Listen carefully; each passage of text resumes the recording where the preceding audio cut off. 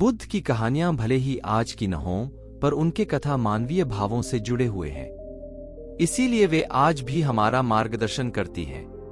यही कारण है कि हिंदी में बुद्ध की कहानियां बेहद लोकप्रिय हैं। इसीलिए आज हम आपके लिए एक बुद्ध की एक लोकप्रिय कहानी लेकर आए हैं, जिसका शीर्षक है हमें दुख कौन देता है।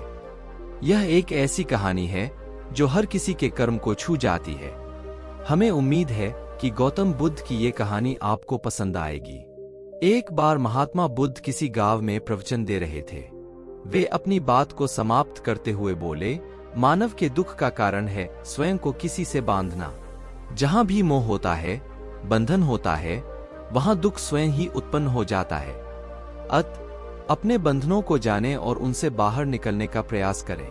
इसके बाद उन्होंने सभी लोगों को आशीर्वाद दिया और फिर अपने आश्रम को लौट गए। अगले दिन उनसे एक व्यक्ति मिलने आया। वह बुद्ध को दंडवत करता हुआ बोला, महात्मन, मैंने कल आपका उपदेश सुना। आपकी बातें मेरे हृदय में उतर गई हैं। मैंने अपने बंधनों को तोड़ दिया है, सारी मोह माया का त्याग कर दिया है। अब मैं आपकी शरण में आना चाहता हूँ।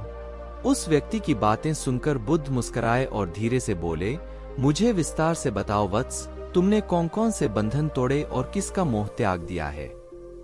वह व्यक्ति बोला, मेरे घर पर मेरे बूढ़े माता पिता और पत्नी है।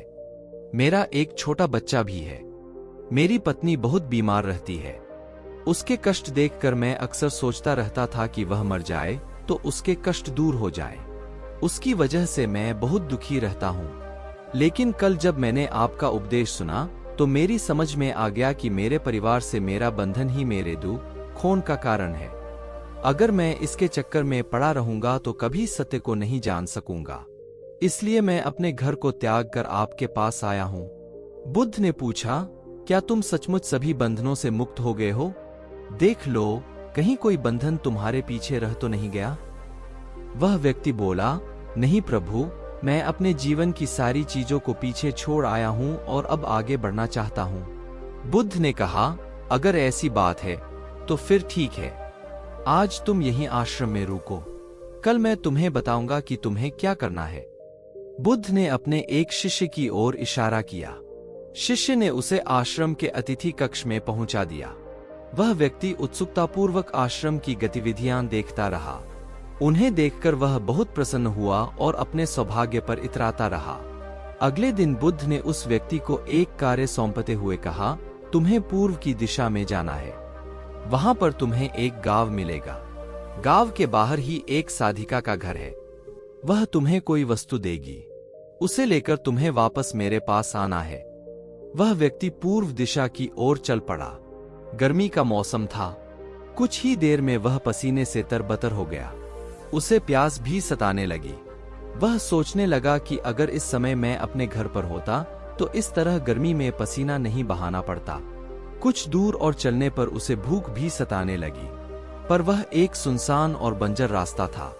आसपास न तो कोई पेड़ था और न ही पोखर तालाब। वह सोचने लगा कि अगर मैं इस समय अपने घर पर होता तो अपनी पत्नी के हाथ का बना स्वादिष्ट भोजन कर रहा होता। पता नहीं क्यों बुद्ध ने मुझे गर्मी में इतनी दूर भेज दिया। काफी देर तक चलने के बाद वह व्यक्ति गांव में जा पहुंचा। गांव के बाहर ही एक घर बना हुआ था। उसने दरवाजे के पास पहुंचकर उसे धीरे से खटखटाया। दरवाजे को एक साधिका ने खोला। उसके चेहरे पर एक अद्भुत तेज था। वह व्यक्ति उसे देखकर मंत्रमुग्ध हो गया। साधिका ने उसे अभिवादन करते हुए कहा, मैं जानती हूं कि आपको बुद्ध ने भेजा है। आप अंदर आ जाएं। वह व्यक्ति घर के अंदर चला गया।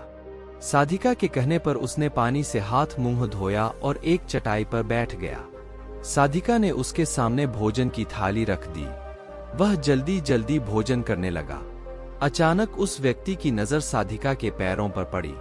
उसके पैर बहुत सुंदर थे। वह उन्हें देखता ही रह गया। तभी साधिका ने उसका ध्यान भंग किया। वह बोली, जिस व्यक्ति को बुद्ध के चरणों में स्थान मिल जाता है, फिर उसे किसी अन्य के चरणों की आवश्यकता नहीं पड़ती। साधिका की बात सुनकर वह व्यक्ति लज्जित हो गया और नजरें नीची करके चुपचाप भोजन करने लगा। भोजन करने के बाद साधिका ने कहा, आप बहुत दूर से आए हैं, थक गए होंगे। यहीं चटाई पर लेट जाएं, मैं पंखा कर दूंगी। वह व्यक्ति बहुत थका हुआ था। वह चटाई पर लेट गया और अपनी आंखें बंद कर ली। साधिका उसे पंखा करने लगी, पर लेटने के बाद भी उस व्यक्ति को चैन नहीं आया। उसने धीरे से अपनी पलकों को खोला और चोर नजरों से साधिका को देखने लगा। वह सोचने लगा, यह स्त्री कितनी सुंदर है, इसकी वाणी कितनी मोहक है। अगर यह मेरी पत्नी होती तो मेरा जीवन स्वर्ग बन जाता। साधिका इसके मन की बात समझ गई। वह बोली, शरीर में कुछ नहीं रखा है, यह केवल मांस, मज्जा और अस्थियों का जोड़ है। जो व्यक्ति इसके आकर्षण से मुक्त हो जाता है वही सत्य को प्राप्त कर पाता है। यह सुनकर वह व्यक्ति घबरा गया। वह चटाई से उठ बैठा और बोला, अब मुझे बुद्ध के पास जाना चाहिए। कृपया आप मुझे वह सामान दे दें जिसके लिए बुद्ध ने कहा था। साधिका ने मुस्कुराकर जवाब दिया, बुद्ध ने आपको जिस कार्य के लिए भेजा था वह पूर्ण हो चुका है। साधिका की यह बात उस व्यक्ति को समझ में नहीं आई। वह दरवाजे की ओर बढ़ चला। दरवाजे के पास पहुंचकर वह एक क्षण के लिए रुका और पलटकर बोला, क्या आप अंतर्यामी हैं? आपने मेरे मन की बातें कैसे समझ ली? वह स्त्री मुस्कुराते हुए बोली, बुद्ध की कृपा से मैं मोह माया से ऊपर उठ चुकी हूं, इसलिए भावनाओं से निर्लिप्त हूं और किसी के चेहरे को देखकर उसके मन में उठने वाले विचारों को समझ लेती हूं। उसकी बातें सुनकर वह व्यक्ति एक बार पुनः लज्जित हुआ और सोचने लगा कि जिस स्त्री ने सच्चे मन से मेरा सत्कार किया, मैं उसके बारे में क्या क्या सोचता रहा। उसके बाद वह बुद्ध के आश्रम की ओर लौट पड़ा। आश्रम में पहुंचकर वह व्यक्ति बुद्ध के चरणों में गिर पड़ा और बोला, महात्मन, मुझे क्षमा कर दे, मैं बड़ा पापी हूं।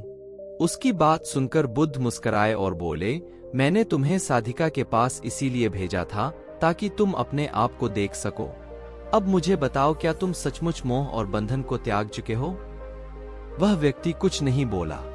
वह नजरें नीची किए चुपचाप खड़ा रहा। बुद्ध ने कहा, बाहरी बंधन और मोह को त्यागने से हम बंधन मुक्त नहीं होते। दरअसल बंधन और मोह हमारे भीतर होता है।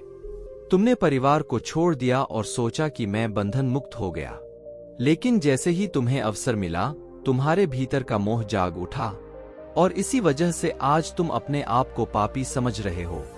मुझे क्षमा कर दें प्रभु। उस व्यक्ति ने अपने हाथ जोड़ दिए। फिर वह धीरे से बोला, आप सही कह रहे हैं, मैं केवल अपनी पत्नी से पीछा छुड़ाना चाहता था। वह बहुत बीमार रहती है। 1 वर्ष से हमारे बीच संबंध भी नहीं बन पाए। मैं कुछ ज्यादा कमाता भी नहीं हूं, इसलिए मैं अपने परिवार के दायित्वों का निर्वहन भी ठीक ढंग से नहीं कर पा रहा हूं। शायद इसीलिए मैं अपने परिवार से पीछा छुड़ाना चाहता था, पर अब मैं समझ गया हूं मेरा परिवार ही मेरा सत्य है और उसके दायित्वों का निर्वहन ही असली कर्म है। बुद्ध बोले, मैं जो कुछ भी कहता हूं वह अपने अनुभव के आधार पर कहता हूं। लोग मेरी बातों को सुनते तो हैं, पर वे अपने स्वार्थ के अनुसार ही उसका अर्थ ग्रहण करते हैं। इसीलिए मोह, माया, कामना, इच्छा, वासना, क्रोध को लोग बाहर की ओर खोजते हैं, जबकि यह हमारे भीतर ही है। हम दूसरों को देखकर तरह तरह की कामना करने लगते हैं। कामना से इच्छा जन्म लेती है, इच्छा से वासना पैदा होती है और वासना की पूर्ति न होने पर क्रोध उत्पन्न होता है। यह सब एक दूसरे से जुड़े हुए हैं। क्रोध के लिए हम सदैव दूसरे को जिम्मेदार ठहराते हैं, जबकि क्रोध का स्रोत हमारे भीतर है। तुम चाहोगे तो क्रोध आएगा, तुम चाहोगे तो क्रोध नहीं आएगा। इसी तरह बंधन बाहर नहीं होते, हमारे मन में होते हैं। हम मन से ही किसी से बंध जाते हैं और मन के कारण ही हम दुख पाते हैं। लेकिन जो व्यक्ति इन बातों की गहराई तक पहुंच जाता है वह दुख, खोन से हमेशा हमेशा के लिए मुक्त हो जाता है। दोस्तों, हमें उम्मीद है कि आपको बुद्ध की ये कहानी हमें दुख कौन देता है पसंद आई होगी। दोस्तों, कृपया मेरे चैनल को सब्सक्राइब जरूर करना और आपको ये बुद्ध की कहानी कैसी लगी कमेंट जरूर करना। धन्यवाद।